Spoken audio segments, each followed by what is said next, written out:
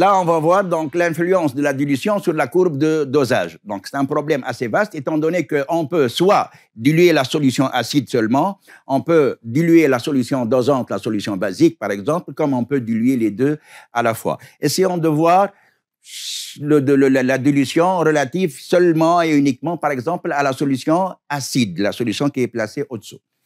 Bien. Donc, vous avez alors ici votre courbe de dosage. Cette courbe-là présente, la courbe de tout à l'heure, elle présente quelques points remarquables. Le premier point remarquable, c'est le pH initial. Nous avons montré tout à l'heure que pH est égal à moins log de C. Et ça correspond à une solution parfaitement acide, d'acide fort. Et vous savez très bien que lorsqu'on dose une solution acide, le pH, il va augmenter. Si on dose 10 fois une solution d'acide fort, le pH, il augmente de 1. Il y a une démonstration là-dessus. Donc, normalement, si on dose la solution acide 10 fois, donc le pH, il va monter de 2 vers 3. Sinon, si on fait n'importe quelle dilution, l'essentiel, le pH, il va augmenter, il va tendre vers celui de l'eau pure. Alors, est-ce que les autres points, ils changent ou bien non? Je ne pense pas en ce qui concerne le pH, étant donné que le pH à l'équivalence doit être toujours égal à 7. Maintenant, en ce qui concerne le volume à l'équivalence, est-ce qu'il change ou bien non? Cela dépend de l'échantillon de la solution acide utilisée. Alors là, si, par exemple, au début, on dose la solution d'acide fort, puis on la dilue, cette solution d'acide fort, et on dose totalement la quantité diluée. Là, le nombre de moles ne change pas. Et si le nombre de moles ne change pas, donc forcément, la base versée, son volume, il ne va pas changer. Comme il y a une autre méthode, cette méthode qui consiste à utiliser le point d'équivalence. D'accord? Donc, en fin de compte, aujourd'hui, le pH à l'équivalence, il ne va pas changer. Le volume à l'équivalence, il ne va pas changer. Ce qui nous permet alors ici de tracer la courbe qui correspond à cette dilution. Voici la nouvelle courbe. Donc, il y a les petits changements qu'on vient de donner. Alors là, vous faites attention, il s'agit d'une dilution 10 fois, puisque nous sommes passés du pH égal à 2 vers le pH égal à 3. Le point d'équivalence, il va rester le même.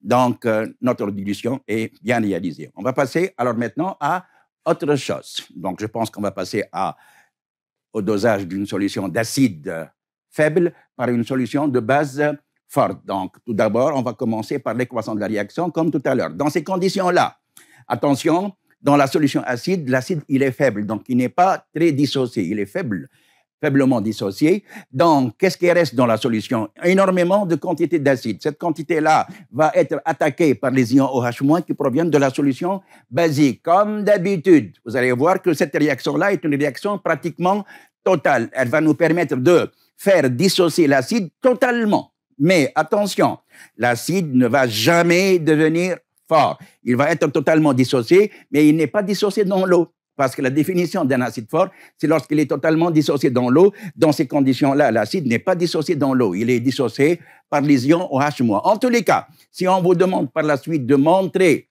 que la réaction est totale ou bien limitée, qu'elle est totale, bien entendu, pour notre cas aujourd'hui, il suffit d'appliquer la loi d'action de masse. Donc, K, comme d'habitude, est égal à produit des molarités des espèces qui sont écrites à votre droite, divisé par le produit des molarités des espèces qui sont écrites à votre gauche. À droite, vous avez la molarité de OH-, et là, vous avez H2O. H2O est un solvant, il n'intervient pas dans l'équation, dans l'expression de la constante d'équilibre. À gauche, vous avez au-dessous, dans le dénominateur, le produit de la molarité des molécules de AH multiplié par les ions OH-. Et ça nous fait alors ici, il manque juste une quantité de H3O+ à côté de la base conjuguée de l'acide pour que ce soit le Ka. On peut le faire, il n'y a aucun problème. Donc, regardez bien la petite démonstration. Donc, alors, K est égal à 1- divisé par AH divisé par OH-. On peut alors ici multiplier au-dessus par H3O+, et au-dessous, on peut multiplier aussi par H3O+. On n'a rien fait là-dessus, H3O+. Donc, ça nous fait alors ici, ce rapport-là n'est autre que la constante d'acidité Ka, et le produit qui reste au-dessous n'est autre que le produit ionique de l'eau pure. Ça nous fait en fin de compte Ka sur Ke Donc, je vais juste effacer au-dessous. Donc, alors là, vous avez aussi, donc,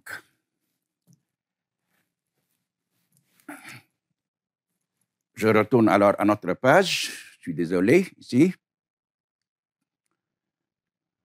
Voilà. Donc, au-dessus, vous avez KA et au-dessous, vous avez KE. Et ça nous fait alors ici Ka sur Ke. Si vous avez l'acide, par exemple, acétique, l'acide éthanoïque avec 2 carbones, c'est un acide carboxylique, hein, la valeur de Ka, elle est connue normalement et ça vaut 10 puissance moins 4,8.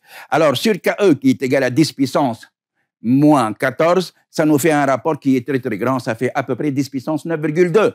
Alors, ça fait une valeur qui est très, très grande devant 1. C'est un rapport, donc on le compare par rapport à 1. Dans notre cas, la réaction est pratiquement totale. Toutes les réactions de dosage sont des réactions pratiquement totales. D'accord? Bien. Alors, on passe à la courbe de dosage. Alors, c'est une courbe qui ressemble un peu à celle de tout à l'heure, relative au dosage d'une solution d'acide fort par une solution de base forte. Elle présente toujours donc 3 petites zones. Une zone où le pH, là, il varie très, très peu. Une zone où il y a un saut de pH, passage d'un pH acide vers un pH basique. Et la dernière partie où le pH, pratiquement, il revient, il reste constant. Mais la nouvelle, la différence entre cette courbe-là et l'autre courbe, c'est que là, il y a un deuxième point d'inflexion. Rappelez-vous, tout à l'heure, j'ai dit qu'il y avait un point d'inflexion de ce côté-là. C'était le point d'équivalence. Là, on va avoir un point où il va y avoir changement de concavité. Il va y avoir un autre point d'inflexion et on va l'appeler le point de demi-équivalence. Donc maintenant, on va exploiter la courbe. Alors, les points remarquables qui nous intéressent aujourd'hui sont les suivants. Tout d'abord, le point qui correspond à un volume de base versé qui est égal à 0. Et là, vous avez alors ici un pH qui est noté par pHI, c'est un pH initial. Si votre pH initial est relatif à une solution d'acide faible, faiblement dissocié, alors je reprends l'expression que nous avons donc donnée tout à l'heure, c'est 1/2 de pKa moins log de C. Bien entendu, si vous connaissez le pKa et vous venez de mesurer le pH, vous êtes capable de chercher la concentration de la solution acide. Sinon, si vous connaissez la concentration, vous pouvez tirer le pKa et ainsi de suite. Donc ça, c'est l'utilisation du premier point, à savoir le pH initial. Pour le pH à l'équivalence, donc si VB est égal à VBE, pH à l'équivalence. Là, qu'est-ce qu'on peut écrire? On peut écrire que le nombre d'acides présents au-dessous est égal au nombre de bases, nombre de moles bien entendu, versées. La base versée. Ce qui donne alors ici que CA VA, le volume de l'échantillon de la solution acide, est égal à CB fois volume de base versé à l'équivalence. Et là, vous pouvez donc chercher, par exemple, l'objectif essentiel de la leçon, c'est de chercher la concentration de la solution acide. C'est A, ça fait C, c'est la même chose. D'accord? Vous pouvez chercher autre chose, par exemple, la concentration de la solution basique, dosante, et ainsi de suite. D'accord? Bien, ça, ce sont donc les points remarquables. Vous notez bien la chose suivante, je retourne un peu donc, à la courbe de dosage, c'est que notre point d'inflexion, donc son volume de base versé, le volume de base versé, aujourd'hui, il vaut 10 millilitres, d'accord?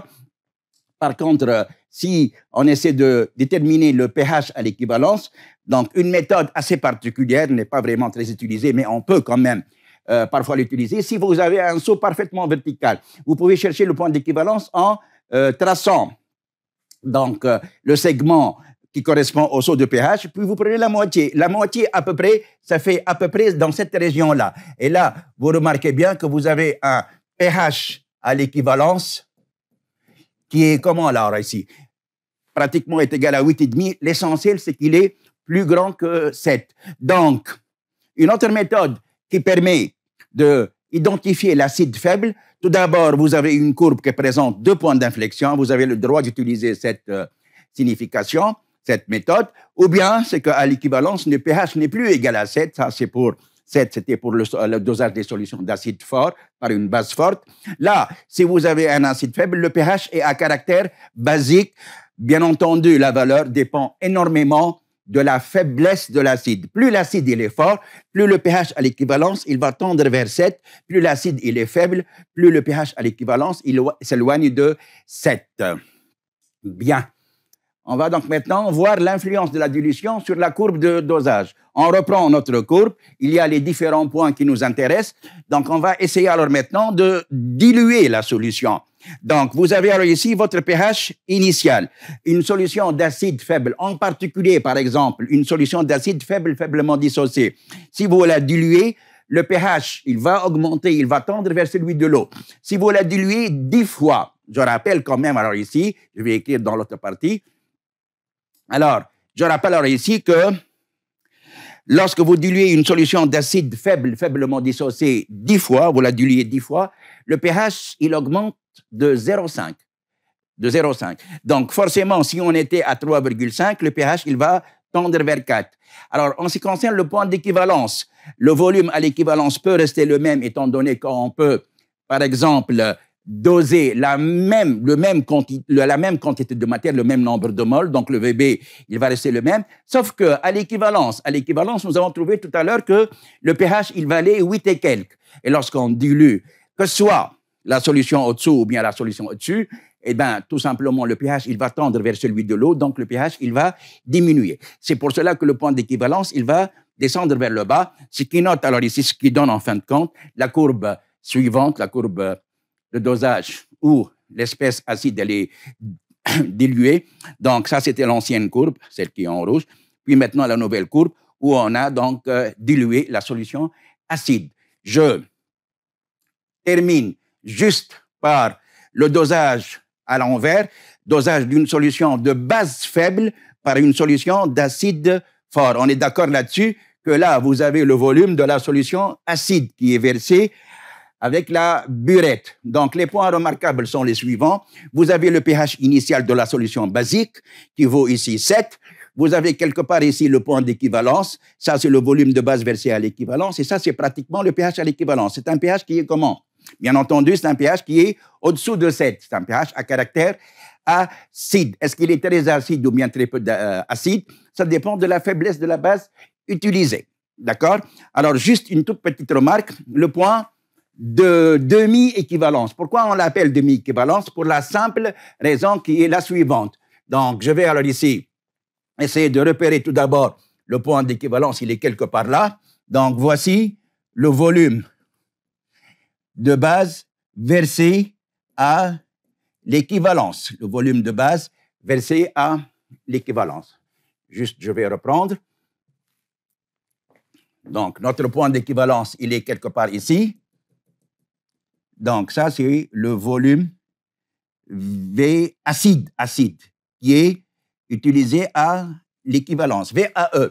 Alors, pourquoi on appelle le deuxième point d'inflexion un point de demi-équivalence? Parce qu'il est obtenu pour un volume moitié du volume de la solution d'acide versé à l'équivalence. Si vous avez ici un volume qui vaut 10 millilitres, le point de demi-équivalence va avoir une abscisse qui correspond à 5 millilitres. Voici alors ici la moitié, un demi de VAE. Alors, le point correspondant sur la courbe, ça donne donc ce point-là qu'on va noter, par exemple, par le point I. L'ordonnée de ce point, attention, c'est toujours égal au pKa de l'acide associé à la base faible utilisée. Donc, puis, alors, je viens de parler du point d'équivalence et du pH final qui correspond à une solution acide. Je passe maintenant à autre chose. On va donc passer au dernier paragraphe. Le cas de l'influence de la dilution sur la courbe de dosage. Donc, en ce qui concerne le pH initial, donc pour VB est égal à 0. Donc, le pH initial, il va diminuer parce que la dilution d'une solution basique, que ce soit forte ou bien faible, son pH, il va tendre vers celui de l'eau. Donc, le pH, il va diminuer. En ce qui concerne le volume, je m'excuse, le volume d'acide, le volume d'acide qui est égal à 0. Si votre volume d'acide est égal au volume d'acide versé à l'équivalence. Donc, vous avez alors ici le pH à l'équivalence qui doit avoir une valeur. Regardez bien. Donc, à l'équivalence, vous avez une solution à caractère acide, étant donné que nous avons vu tout à l'heure que le pH, il valait environ 6. Une solution acide, lorsque vous la diluez, son pH, qu'est-ce qu'il va faire alors là? Donc, il va tendre vers la valeur 7. Ça va augmenter, il va tendre vers la valeur 7. Donc, le pH à l'équivalence, il va augmenter. Alors, le volume à l'équivalence, volume d'acide à l'équivalence, il ne va pas changer aujourd'hui, étant donné que nous avons donc pris une solution basique, nous l'avons diluée. Toute la solution, on l'a diluée, donc le nombre de mots ne change pas. Donc le volume, il va rester le même. C'est un volume qui est constant. Maintenant, le cas du point 2. Alors on reprend. Le cas du point de demi-équivalence. Donc si votre volume de l'acide est égal à la moitié du volume d'acide versé à l'équivalence. Au lieu de prendre 10, on a pris 5. Alors, dans ces conditions-là, est-ce que le pH au point I, il change ou bien non? Eh bien, je ne pense pas, parce que ce pH-là, il correspond au pKa de l'acide conjugué à la base faible utilisée. Et un pKa, il ne dépend que de la température. Donc, aujourd'hui, nous avons donc dilué, on n'a pas changé la température, le pKa va rester le même. Donc, ça reste toujours égal à un pKa, le pKa ne change pas. Le volume de demi-équivalence, étant donné que le volume à l'équivalence, il n'a pas changé, le volume à la demi-équivalence, il ne va pas non plus changer. Donc, V à 1,5 va rester le même. Ce qui donne en fin de compte une courbe qui va avoir l'allure suivante. Donc, celle qui est en rouge, c'est celle qui correspond à un dosage base faible par un acide fort, et celle qui est en noir, ça correspond au mélange qui a été dilué. Nous avons dilué, je répète, juste la solution de base faible. On n'a pas dilué le reste, d'accord? Mais d'une manière générale, on peut diluer aussi les solutions acides qui va doser. Alors, sur ce, je pense que nous avons terminé la séance d'aujourd'hui. Bonne continuation et bon travail. Merci.